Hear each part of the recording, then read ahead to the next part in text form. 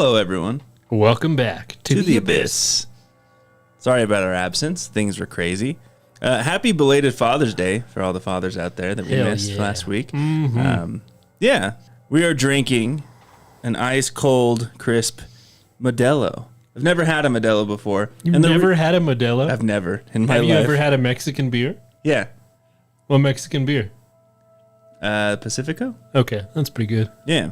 I've not had a Modelo, though. And the reason we're having Modelo is to celebrate because we got a new supporter of the show under the name of Modelo Time. So this is to you, Mr. Modelo Time. This one's to you. And Modelo is, I guess, now the #1 beer selling in America. Really? Just past Bud Light, apparently. And it's Modelo Especial. Ooh. So special. But yeah, welcome back. Glad to be here. So I got to tell you, it was funny. I went to a concert a week and a half ago at USANA. And it was the funniest fucking thing. Blew my mind. So there's this family that's sitting in front of us, right? Dad, mom, and probably 4 or 5 kids. I kid you not, like big family. The kids are all older, like 13 and above. And we're sitting there, and the dad leaves, and he comes back, and he's got this like foot-long hot dog wrapped in like tinfoil. So he starts unwrapping it, right? And he sits at the end of the row. So he starts at the front of the row and like holds the hot dog to his wife's mouth, and she takes this massive bite from his hand. I bet she took a big bite out of that hot dog. Did she eat like all of it, or no? So she took one bite of it, right? And I'm like, okay, whatever, sharing the hot dog. Just gulped it down like a seagull.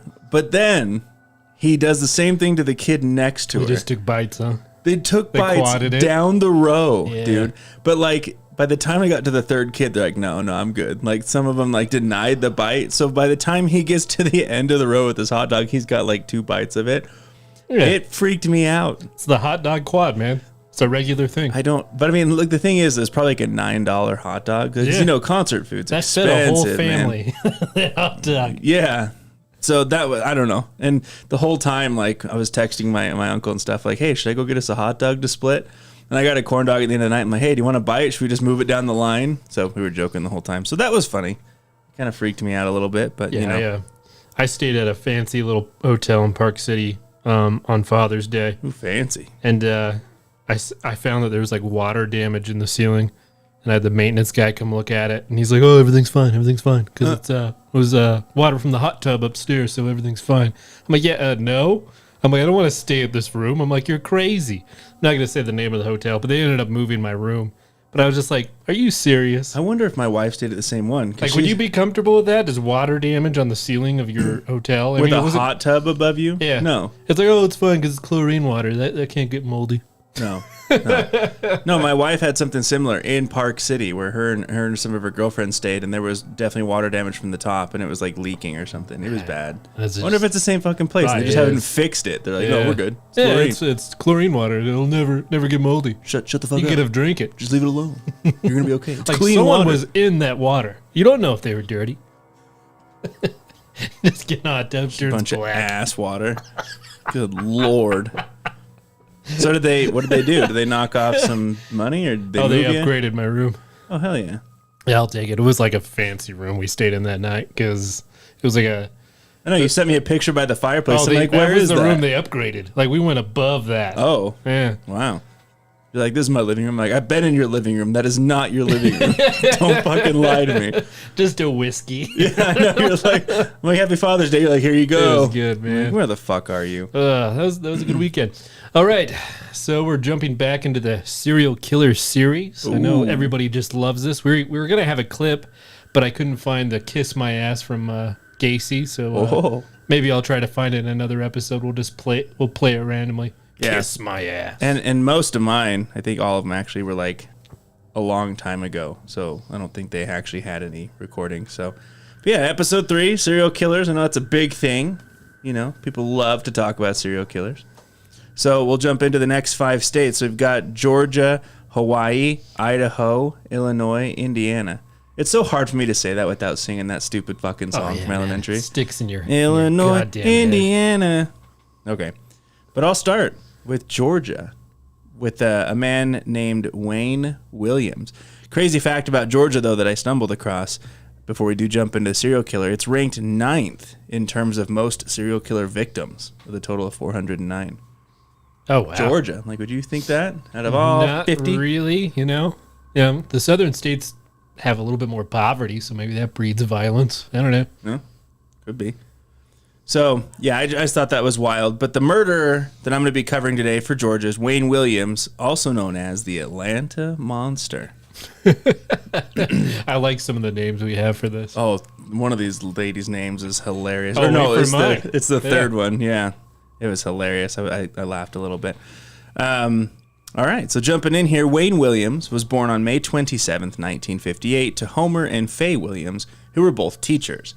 He was raised in Dixie Hills, which is a neighborhood of southwest Atlanta, Georgia. Wayne graduated from Douglas High School and gravitated towards radio and journalism.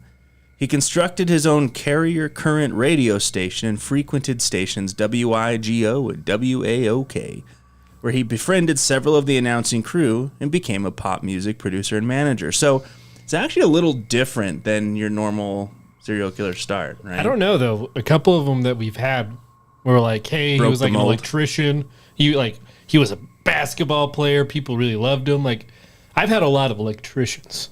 Yeah, you have had a lot of electricians. Which is really strange. It's like you're wiring a house. You're like, you know what? I'm going to fucking kill somebody. I'm pissed. Like, what drives an electrician to just go on a murder spree? I'll tell you what it is. It's all the electrocution, man. It's fucking rewiring their whole brain. After every zap, they're like, I'm going to fucking murder someone. I'm getting closer. Maybe they're just on Electric Avenue. All right, go ahead. Oh, wow. There you go. On the morning of May 22nd, 1981, Williams became a suspect in the Atlanta murders. A police surveillance team had been watching the James Jackson Parkway Bridge, which spans the Chattahoochee River. The bridge was a known spot for bodies being discovered and dumped. Hang on, Chattahoochee? Chattahoochee. Little hoochie over there? Chattahoochee, yeah. All right, go ahead. Thanks. I appreciate the approval. But on this particular day, a loud splash was heard, which indicated something being tossed from up top. Williams' car was the first vehicle seen to leave the bridge after the splash, and it was approximately 2:50 a.m. Police stopped and questioned Williams. He told them that he was on his way to a neighboring town for an audition that following morning with a young singer named Cheryl Johnson. When investigated, police discovered that the phone number that he had given them, along with Cheryl, were both fictitious. Not very good start. Uh-oh. Lying to the popo. 2 days later, on May 24th, the naked body of Nathaniel Cater, a 27-year-old who had been missing for 4 days and last seen with Williams, was discovered in the river. His death was ruled as probably asphyxia by the medical examiner. However, they never said that he had been strangled. This led police to believe that Williams had killed Nathaniel, and the splashing noise had been him dropping the body into the river. Some good deduction there, you think, right? Oh, that splash, it might have been Nathaniel. It might have been. I'm no rocket scientist, but I'm not a rocket surgery specialist. in Georgia, they have a lot of those. I'm not one of them fancy lawyers. But the splash would indicate something being tossed, and Nathaniel being found later would indicate that might have been him. With this suspicion, police brought Williams in for a polygraph test, to which he failed all 3 of them. Not good. I just imagine, did you kill her? Just started sweating. So I don't even have to hook you up. God. I can tell you're alive. There's beads of sweat going down your face. He's just shivering and 3 times. sweating. Let me do it again. I will pass. Did you kill her? Oh, no. Kill who? I didn't kill anybody. Oh, my God. I just imagine he sits down and just starts sweating profusely. The chair's like all moist. It's like, we haven't even hooked you up yet, and I can tell you're lying. No, give me another chance. Third's the charm. Did you kill him? God damn it, I didn't do it. I forgot to take a benzo this morning. I've got an interview I'm really nervous for. If that wasn't enough, hairs and fibers had been retrieved from the body of another victim named Jimmy Ray Payne. These fibers were consistent with those found in Williams' car, home, and dog. When police questioned Williams' co-workers, they did confess to seeing scratches on his face and arms around the time that the killings would have taken place. Williams held a press conference outside his home, declaring his innocence and volunteering that he had failed his polygraph test, which would have been inadmissible in court. On June 3rd and 4th, Williams was questioned again by police for 12 hours. Imagine how much sweating he's doing there, just constantly freaking out. At the FBI headquarters, and he was released without arrest or charge, but was to remain under surveillance. So he failed 3 polygraph tests. Fibers have been found on 2 of these victims, and they let him go. Like, I don't really believe in the legitimacy of a polygraph test, but if you keep failing them, just stop taking the goddamn test. You don't believe in multiple chances? Well, no, statistically, like, they've been proven to not really work. Like, they're very biased in ways. Well, it's because you can cheat it, man. No, they've been used to convict people that are actually innocent. That's happened a lot of times. The fact that we even use that in our justice system is just a horrible, horrible thing. Right, because it's all based on, like, your stress levels and stuff, right? Like, you hook anyone up to it, it's stressful. Yeah. Even if you haven't done it. Imagine if you have anxiety, even to a small degree, and someone goes, Britton, did you kill her? She kill her?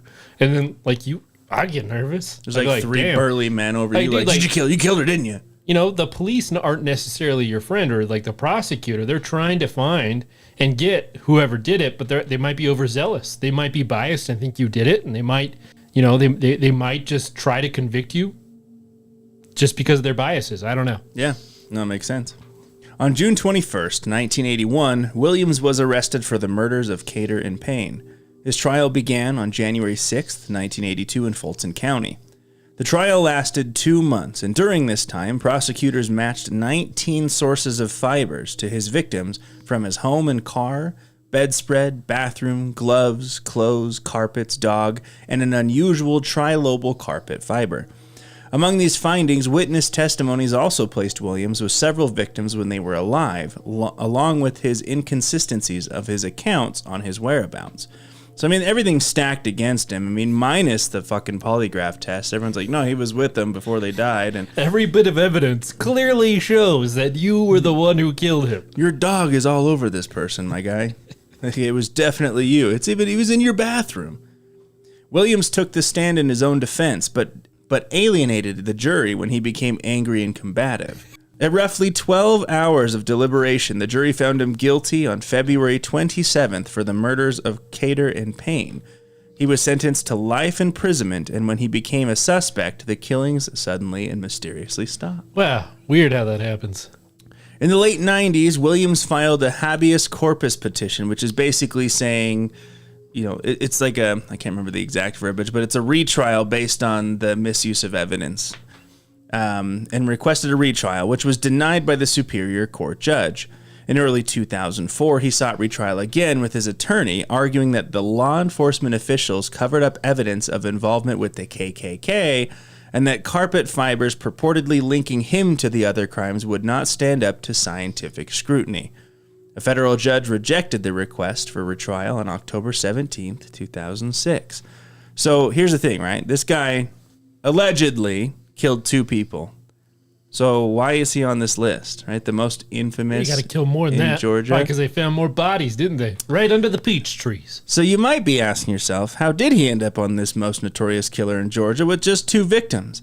On top of these 2 victims, Williams was also attributed to the deaths of 22 other victims, including 18 minors. This ties into the next topic called the Atlanta child murders, which took place between 1979 and 1981.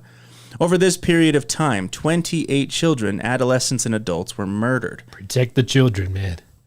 Right. So Williams hasn't been charged with these murders and still maintains his innocence. But again, the murders stopped immediately after his arrest. So there's a lot of speculation, and they did do a lot of testing, and some of the fibers were found. Not as many, but some of the same fibers were found on a lot of these victims.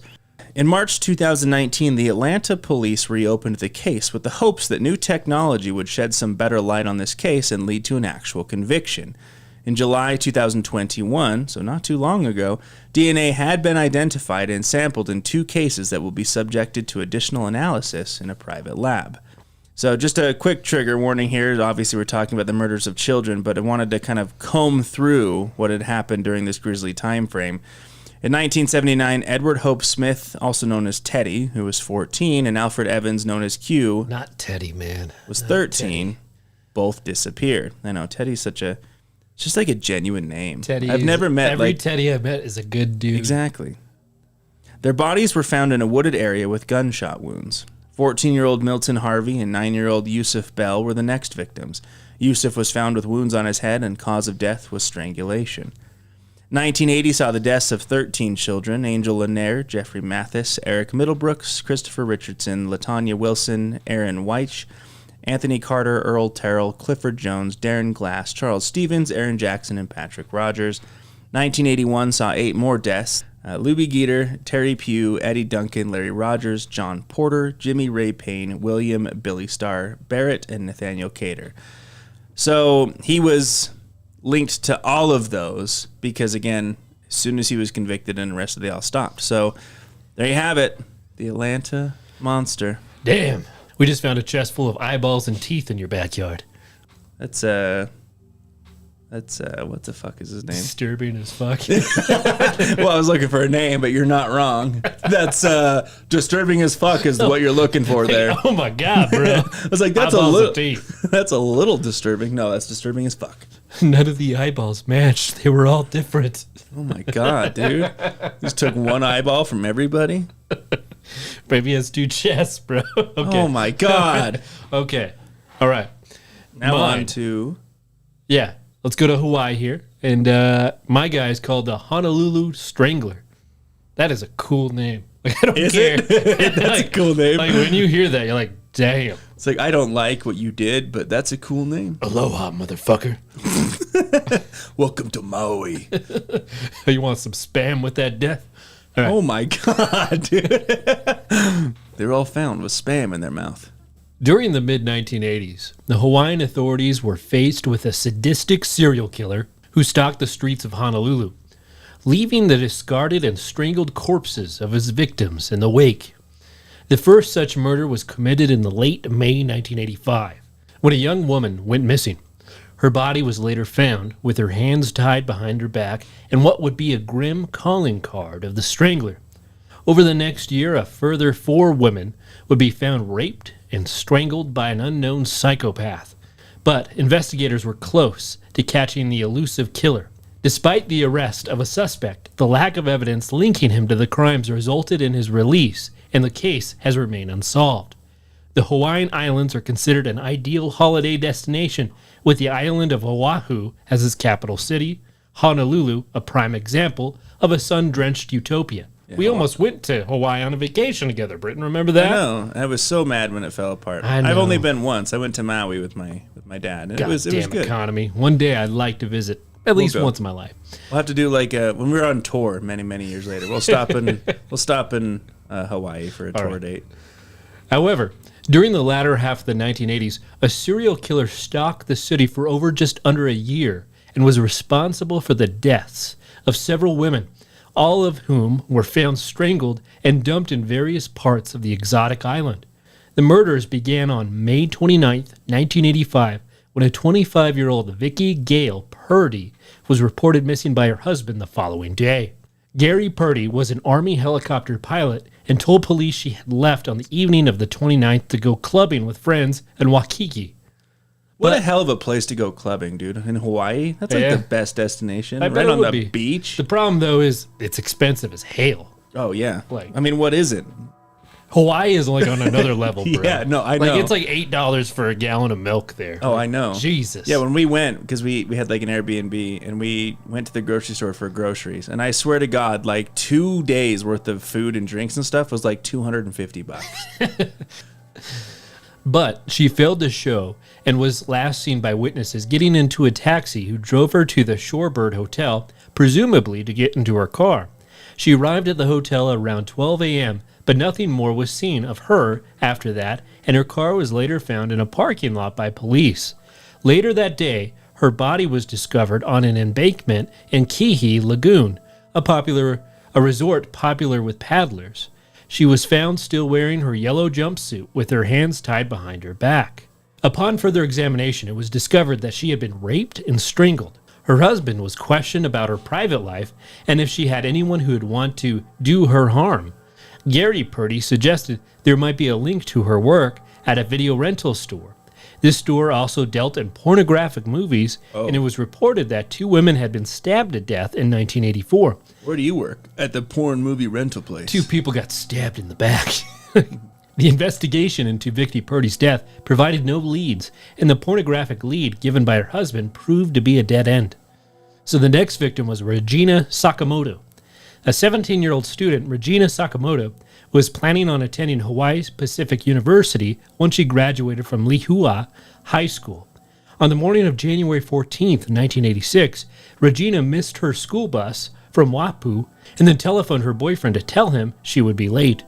That was the last anyone heard Regina, and her body was discovered on January 15th at Kihi Lagoon.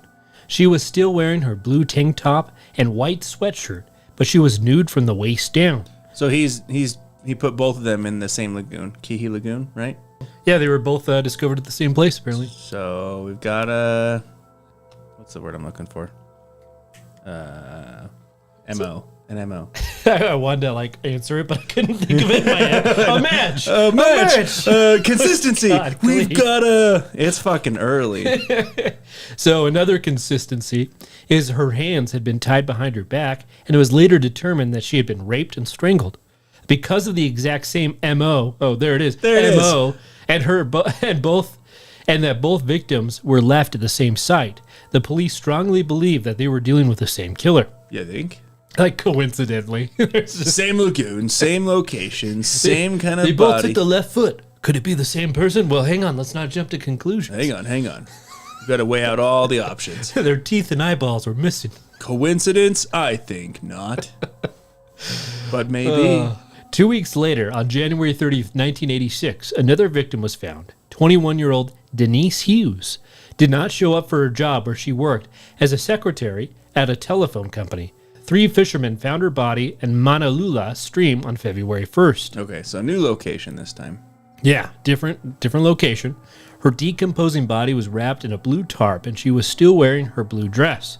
Once again, there were ligatures on her hands, and it was determined that she had been raped and strangled. Because of the similar circumstances, the Honolulu Police Department believed they had a serial killer operating on the island, and a 27-man task force was established on February 5th. This task force received help from both the FBI and the Green River Task Force, which was still actively hunting for the Green River Killer in Washington. From Washington? They're like, hey, we're going to ship some people overseas to help with you guys. Dude, those guys are pros, man. At a certain point, bring in the best and brightest.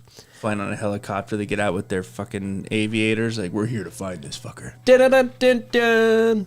I don't know if that fits. The task force profilers began compiling a detailed profile of the suspect, whom was believed to be an opportunistic but organized killer because he left very little evidence and that he most likely works or resides in the area. The investigators examined the rope used to bind the victim's wrists and found it to be a parachute rope. Damn. Sounds like the helicopter guy. So he's strangling him while parachuting? 20. Wow, that's extreme. Yeah, I know, right? That's the MO. 25-year-old Luis Medeiros arrived on her flight to Oahu on March 26, 1986, and then promptly disappeared. She had just arrived back from visiting family in Kauai to visit her extended family after the death of her mother. She booked a late-night flight and reassured her family she would take a bus home to Waipu. She wasn't seen alive again, and her decomposing body was discovered on April 2nd by road workers near Wakili Stream. She was wearing her blouse, but her lower half was stripped naked and her hands were tied behind her back. The police decided to launch a sting operation and used undercover police women in Kihi Lagoon, where 2 of her victims' bodies were found, as well as Honolulu International Airport, where the latest victim was last seen. The operation produced no results, and the following month, the murders continued. On April 30th, 1986, 36-year-old Linda Pesci was reported missing by her roommate. She had been due home the previous evening after leaving work and did not show up for work that day, and her car was later found on the side of the Nimpsey H1 viaduct. The police had previously set up roadblocks to question frequent commuters about any suspicious activity. Witnesses remember seeing Pesci's car on the night that she vanished. They reported having observed a Caucasian or mixed-race man driving a light-colored van near the victim's car. It would be a van. Jesus Christ. A windowless van. Several days later, a 46-year-old man arrived at the Honolulu Police Department and told investigators he had been told by a psychic that a body could be located at Sand Island. The police... That's not suspicious. The psychic told me. I didn't do it, but... I didn't kill him. Don't give me a polygraph. Don't you do I that. sweat like a pig when I'm hooked up to that thing. Yeah, I will fail, I have anxiety. but I didn't do it. The police handled the man's claim with skepticism, but he agreed to take detectives to the exact location. But when police searched the area, they could find nothing. It was only when they searched the entire island that they found Pesci's body. She was completely nude and her hands tied behind her back. With the latest murder, local private businesses put up a $25,000 reward for information. The informant was now treated as a prime suspect, and police followed his every move and also questioned his friends, family, and coworkers. Like, would you think he did it? Yeah. It's exactly here. Don't ask me how you I walk know. in, anything you do, you walk in, you're like, a psychic told me that you could find this body right here. That's and then there's crazy. a body there. It's like, I don't know why I okay. asked him. I just was curious. The suspect was Caucasian, middle-aged, with a receding hairline, worked as a mechanic, and lived in Iwa Beach. He was described as clean-cut and polite by staff of the La Marina Sailing Club, where he often frequented. It was believed by the waitress and assistant manager that the suspect spent so much time there because he was infatuated with the waitress.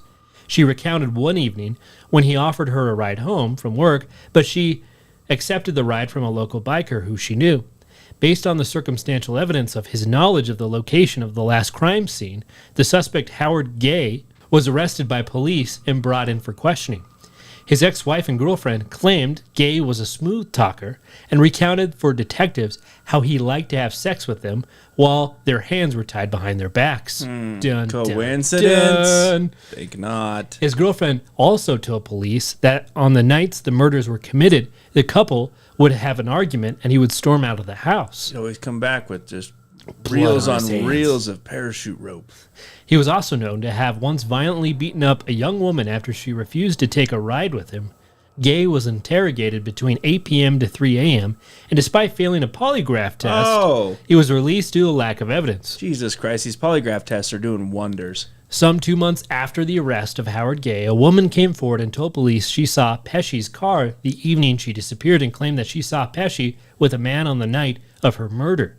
The witness successfully picked the suspect out of a photo line as the man she saw, but she refused to be a witness because she believed he saw her.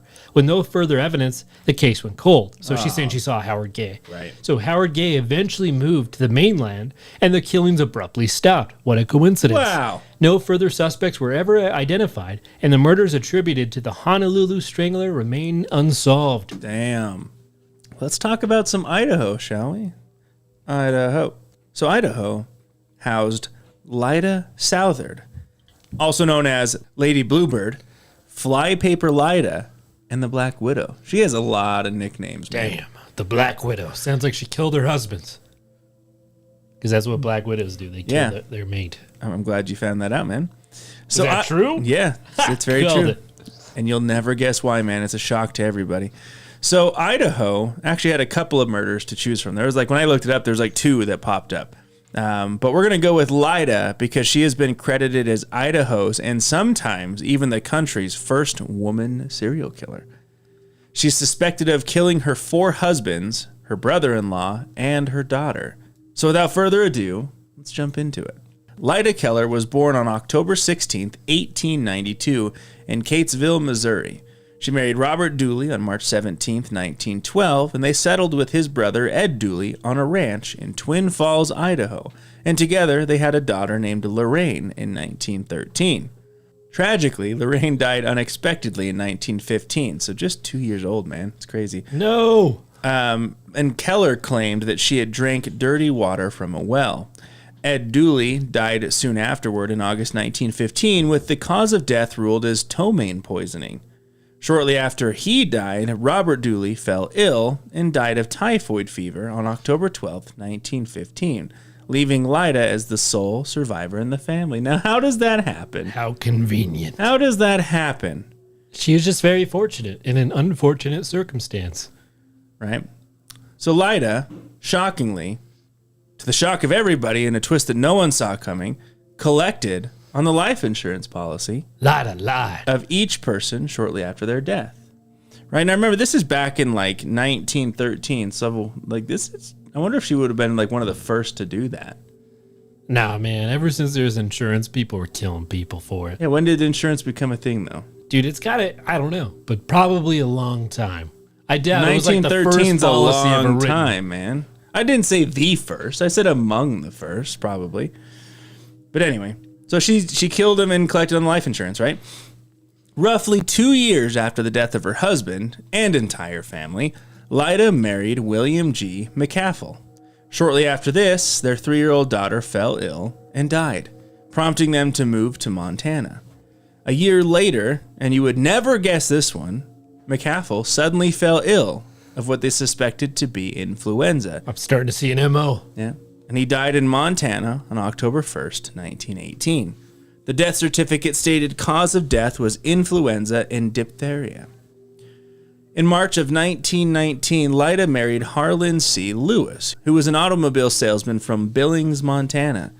Only 4 months into their marriage, Lewis fell ill and died from complications of gastroenteritis.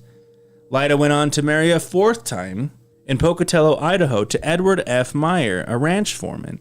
In August of 1920, and I know we're all hoping this one made it, but on September 7th, 1920, he mysteriously fell ill of typhoid and died. It's 4 husbands, man. She could just be really unlucky. Yeah, I think you're right. Let's try Like, polygraph. why does everyone keep dying? No one's gonna believe this. Everyone I touched He dies. literally jumped into a wood chipper. It's like like- in a suicide cult. I love that movie. It's like they just want to give me all this money. No one's gonna believe this. Sawed into a bee's nest. Why? Oh my God, that movie. If you have not seen Tucker and Dale versus Evil, you need to go watch that right now. Crazy enough, records show of another 3 marriages after this one. The first being to Paul V. Southard, which ended in divorce, not death. After that was Harry Whitlock, married in March 1932, also ending in divorce. Finally, to Hal Shaw, which just shows possibly divorced. So not sure what that means, just possibly divorced. A chemist in Twin Falls named Earl Dooley, who is a relative of Lyda's first husband, began studying the deaths that surrounded her. He worked with a physician and another chemist to discover that Ed and Bob Dooley were murdered by arsenic poisoning. What? Twin Falls County Prosecutor Frank Stephen began an investigation and started exhuming the bodies of 3 of her husbands, her daughter, and her brother-in-law. Stephen discovered traces of arsenic in some of the bodies, while others were suspected of full-blown arsenic poisoning based upon how well the bodies were preserved, and her motive was found in the records of the Idaho State Life Insurance Companies of Boise. All 4 of her husbands had a life insurance policy where they had listed her as the beneficiary, and she was able to collect over $7,000 over the years. And it doesn't seem like a lot, but in 1913... That's a ton of money. It's quite a bit. She was found by law enforcement in Honolulu, married for the 5th time to Navy Petty Officer Paul Southard. Following extradition in Idaho, she was arraigned on June 11th, 1921. Lyda was returned to Idaho to face murder charges on Meyer, where she pleaded not guilty in court, but had ultimately been convicted of using arsenic to murder her husbands and make off with the cash. It was obvious that her motive was murder for money, as she had taken out and collected on the life insurance of each dead husband, shortly after death. Following a 6-week trial, she was convicted of second-degree murder and sentenced to 10 years to life in the old Idaho State Penitentiary. Crazy enough, she escaped from prison on May 4th, 1931. She escaped. Yeah, she got out and she fled to Denver, Colorado. She worked as a housekeeper for Harry Whitlock, whom she married in March 1932, and ultimately he assisted in her arrest in Topeka, Kansas on July 31st, 1932. She returned to prison in August of 1932 and was released on probation in October 1941, receiving a final pardon. Murdered 4 husbands, her brother-in-law, and her daughter, and she was released. Released! Lyda Southard died of a heart attack on February 5th, 1958 in Salt Lake City, Utah. Son of a bitch, get away from me. And her body was interred at Sunset Memorial Park in Twin Falls, Idaho. So you have it. Well, Lyda the Black Southard. Widow. Never marry a Black Widow. Right. And it was, so a couple sources that I found online said that she would get the arsenic poisoning from those fly traps, which is like, you know why they called her Fly Trap Lyda? but he's going in for seconds. He loves the Modelo. It is Modelo time. So yeah, there's Lida for you. So now we're going on to the big one. Illinois. We're going to talk about John Wayne Gacy. What? The clown? Yeah, the evil clown. Because I keep getting the blockbuster killers. I know. So when we did the Haunted Museum in Vegas, they had a bunch of his like drawings and colorings from prison. Guy was fucked up, man. Didn't he have like a 70 IQ? I think that's giving him more credit than he needs, though. I think 70 was like the high end of things. I thought it was like 40 something. I don't know. Why don't you tell us? You're covering. Bro, him. You can't have a 40 IQ. I'm not kidding. I know. 70 is bad. That means you're 2 deviations. That means you're like 2% of the population. I know. And that's what he was, dude. He was not a smart guy. That would be tough. That'd be a tough life. All right. John Wayne Gacy was born March 17th, 1942 in Chicago, Illinois. And before you go any further, though, obviously, this is an extremely high dive, right? Because you could go on for like a long time for Gacy. We don't have a lot of time for this. So we're gonna a big one. Plow through this. According to the book Killer Clown by Terry Sullivan and Peter Macon, Gacy seemed to have a regular childhood with the exception of his turbulent relationship with his father. John Wayne Gacy Sr., the author described the father as an unpleasant, abusive alcoholic prone to physical and verbally assaulting his children. They described Gacy as deeply loving his father and wanting desperately to gain his approval and attention, but failing to win him over. That's fucking sad, dude. Gacy Sr. died on Christmas Day, 1965. Just FYI. That was probably the best present they ever got. Yeah, right? Merry Christmas. Santa killed him. He's like, Santa, please kill him. Saying he snuck in on Christmas Eve and snuffed his dad in bed. Yeah, dude. Smothered him with a present or some wrapping paper. He woke up and he was wrapped. Ho, ho, ho, motherfucker. He was just wrapped in his bed, dead. Oh, my God, with a bow on top. That's horrible. After attending 4 high schools during his senior year and never graduating, Gracie dropped out of school. Gacy? Gacy. God damn it. He said Gracie. I know, you're right. After attending 4 high schools during his senior year and never graduating, Gacy dropped out of school and left Chicago for Las Vegas. I didn't know he attended 4 high schools during senior year, though. I knew he was not all there, but damn. While there, he worked part-time as a janitor for Palm Mortuary. Unhappy in Vegas, he returned to Chicago a few months later. During the early 1960s, Gacy enrolled in a business college and developed a talent for salesmanship. A born salesman, he could talk his way in and out of practically any situation. Upon graduating, he went to work as a management trainee at Nunn-Bush Shoe Co. in downtown Chicago. He excelled in his position and within weeks was transferred to Springfield to manage a men's clothing outlet for the company, where he remained employed for nearly a year. Shortly after his promotion, Gacy married into a wealthy family and relocated with his new bride to Waterloo, Iowa. In 1966, at the request of his father-in-law, Gacy took over management of the family's chicken restaurant. Gacy quickly became a well-known and liked member of the community, according to later accounts of Waterloo Courier. However, all was not well with Gacy. The future serial killer would be arrested for the first time in 1968. The felony charge, attempted to coerce a male employee into sexual acts, came to a big surprise to those who thought they knew this likable father of 2 infants, especially his wife of 2 years. Gacy pled guilty to sodomy and was sentenced to 10 years in Iowa State Men's Reformatory in Anamosa. His wife filed for divorce following the sentencing. Angered, Gacy informed her he did not want to see his children again, would henceforth consider her and the 2 kids dead. Damn. After serving 18 months, Gacy was paroled in 1971 and moved back to Chicago. He went to work as a construction contractor and then started his own construction business. That July, he remarried a recently divorced woman he had met through mutual friends and, with financial assistance from his mother, moved into a house in Des Plaines. In February 1971, Gacy again ran into trouble with the law. He was charged with the attempted rape of a young man. Got a little profile there. The charges were dropped when the victim failed to appear in court for the hearing. Gacy had a talent for business. According to Des Plaines Journal, he was known by local merchants as a sharp businessman who would often undercut his business rivals' contracts by hiring on a number of high school-aged employees to cut his costs. his business grew.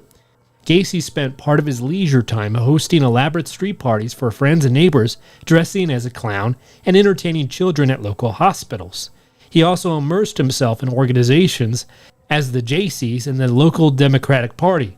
As a Democratic precinct captain, he once had his picture taken with the First Lady Rosalind Carter, Jimmy Carter's wife. Yeah. Gacy's second wife divorced him in March of 1976.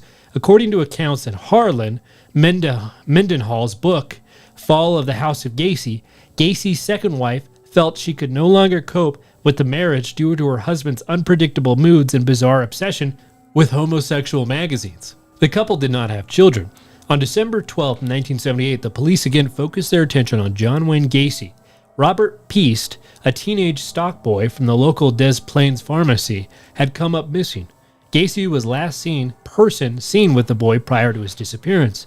When investigators ran a background check on Gacy, they were surprised to discover that he had previously served time for committing sodomy on a teenage boy. With this incriminating information, investigators were able to obtain a warrant to search the Gacy house. During the execution of the warrant, investigators entered a crawl space located beneath the home. A rancid odor was quickly noticed. The smell was believed to be a faulty sewage line and was quickly dismissed.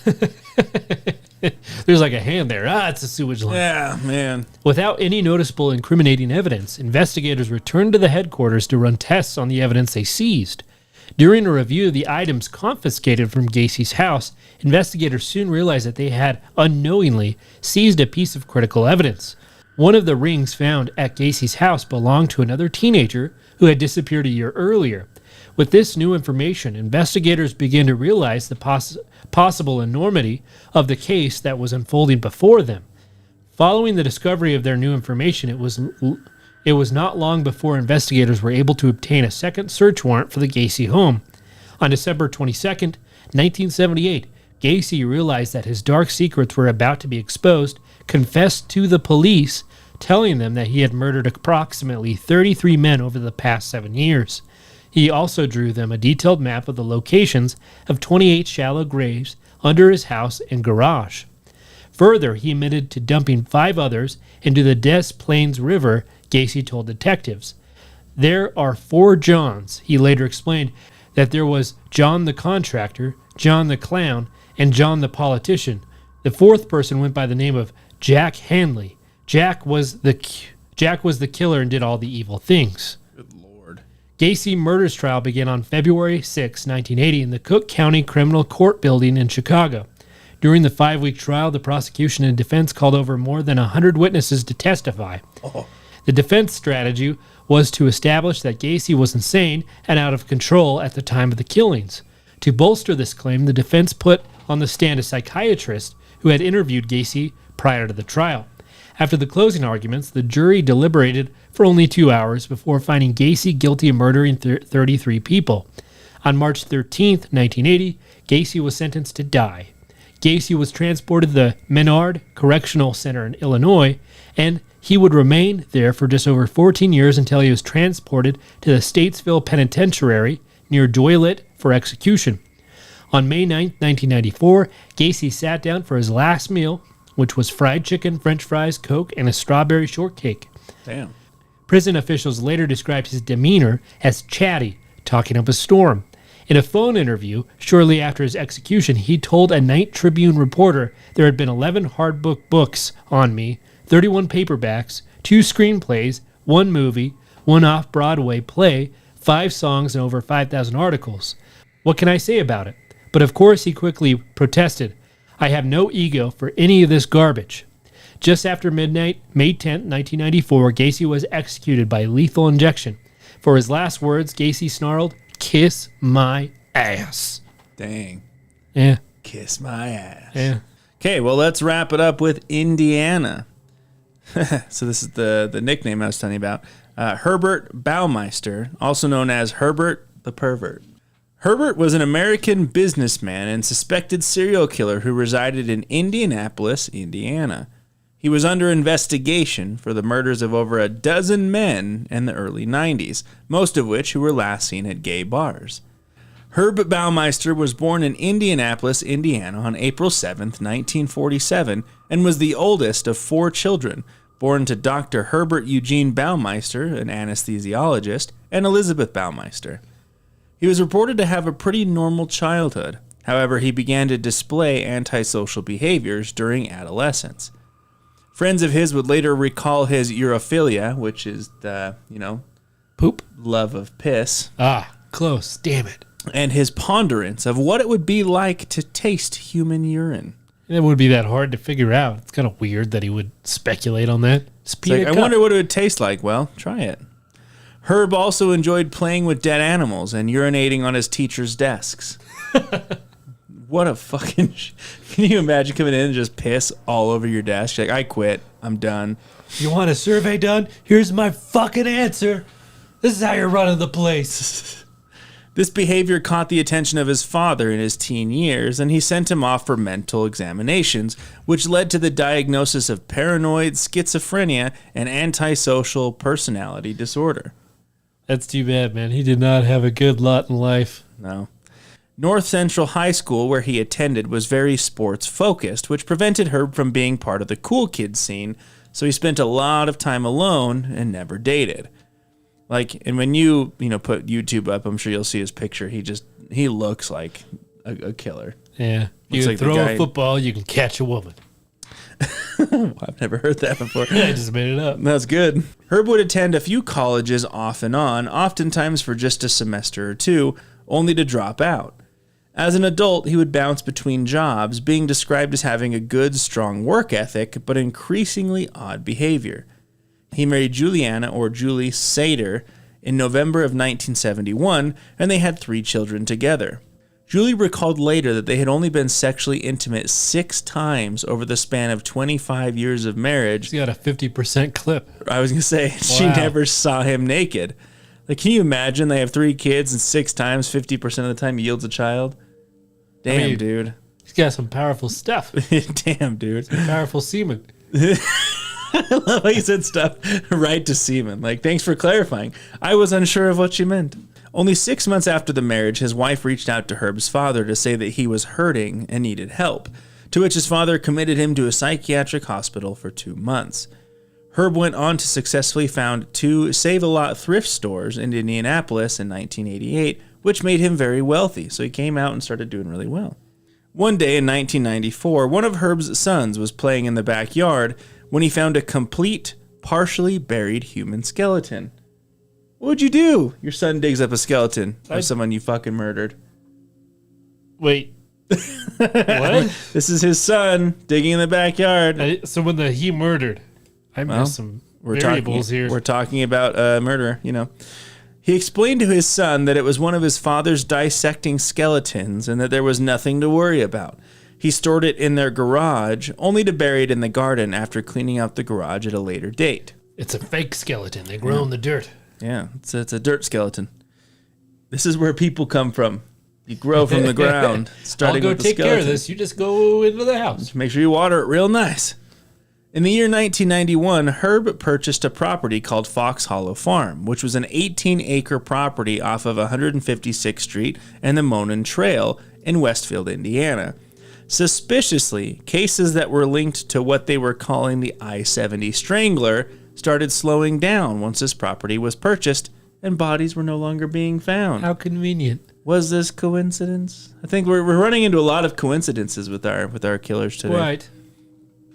The I-70 Strangler was the nickname given to an unidentified American serial killer who was responsible for the deaths of at least 11 young boys and adult men in Indiana and Ohio between June 1980 and October 1991, the year I was born, the month I was born, who would dump the bodies near Interstate 70.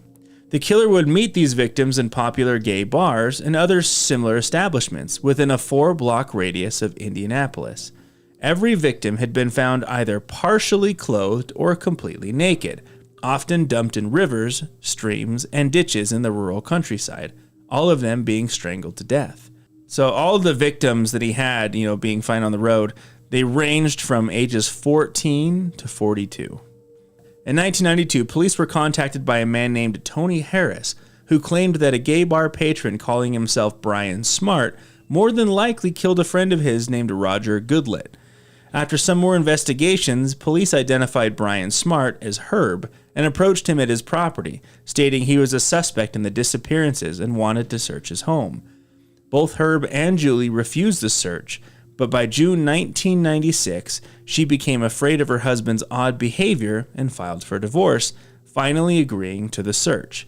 The search took place while Herb was on vacation, and the remains of 11 men were found, 8 of which were identified. A warrant was sent for his arrest, and when catching wind of the situation, Herb fled to Ontario, where he committed suicide at Pinery Provincial Park on Lake Huron, shooting himself in the head. He left behind a 3-page suicide note that was written on yellow paper. On the note, he mentions feeling guilty for messing up the park, having a shitty marriage, and a broken business, but never once mentioned any involvement in the murders or remains found on his property. His final meal was a peanut butter sandwich. He really was just a victim, you know? Yeah. So, like, a lot of speculation goes into he was the I-70 strangler, right? The I-70 killer who started murdering people out of gay bars, and then he bought this property, and so he stopped dumping bodies on the side of the road and then started burying them in his house. So they never proved it, obviously, because, like, he offed himself, but that's the rumor, is that this guy was the I-70 killer, but he killed a lot of fucking people. The last person he killed was himself. Yeah. All right, well, that definitely wraps us up for the evening, so thank you all for joining us for our 3rd episode of Serial Killers. Big shout out again to our 5 subscribers that we have. Welcome to the club, Modelo Time. We've also got Mothman, Devin, Conklin family, and Lou. We really appreciate all of your support. And if you would like to support the show, we'll drop the link in the comment section, also on YouTube. Any contribution helps us as we continue to grow. We have a lot of exciting things we want to do on the show, including video, so you can look at our ugly mugs while we talk about this shit. And even some haunted locations and ghost hunting and all that good stuff. So yeah, and I think it's safe to say that Modelo bought our round of Modelos for this episode. So thank you again so much. I love my beer. Absolutely. And again, just know that all your contributions will go to a good cause in helping us grow the show and do things that we want to do. So really appreciate it, and anyone who stopped by to listen to us. Okay. If you're watching us on YouTube, please like, share, and subscribe, as it helps us really get us out there. And as always, thank you for entering the abyss. Until next time.